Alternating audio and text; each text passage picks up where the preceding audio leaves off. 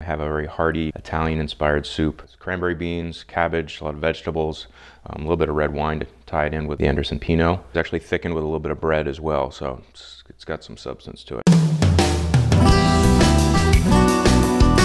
Cranberry beans are really earthy, got a lot of character. When they're done is usually when I season them, and then just let it sit, cool in the broth. If you season them early on, beans don't cook evenly or it makes the skins tough.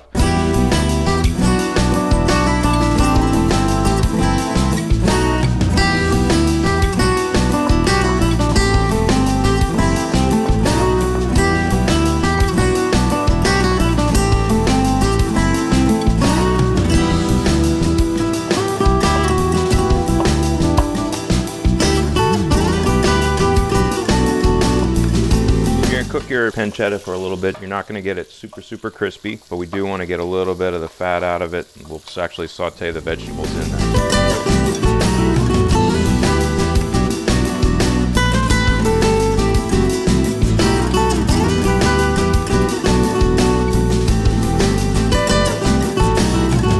At the winery here, we'll cook with Cakebread wine because that's what we have. If you'd rather keep it in your glass rather than the pot, just keep in mind you probably want something that you wouldn't mind pouring yourself a glass of, and it's fruity, not real tannic. Better yet is, and typically what I would do at home, I have a bottle of wine left over from the previous night. That would be an instance where I'd probably want to use that wine to cook with. We'll cook this for a couple minutes just to cook off the alcohol in the wine. Then we're going to cover this all with some broth. In this instance, I'm going to use chicken broth.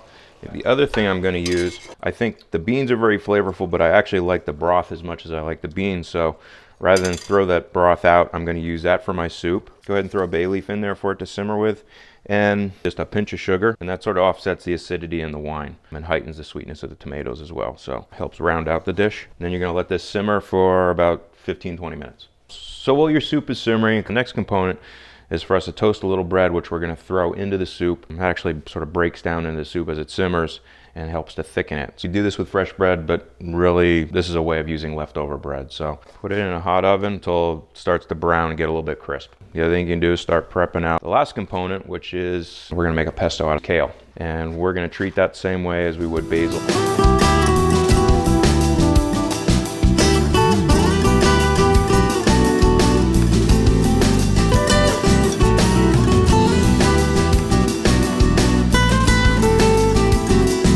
Have the same consistency of pesto if you're making it with basil, but it's really vivid green and bright, so I think it really helps to perk up the flavor of the soup. You probably have leftover, in which instance I would recommend you toss it with pasta. It'll be really good. The combination of the beans and the bread put into the broth, I think that's really matching the body of the wine. Anderson Valley tends to be a little bit more of a heavier Pinot Noir, not too heavy.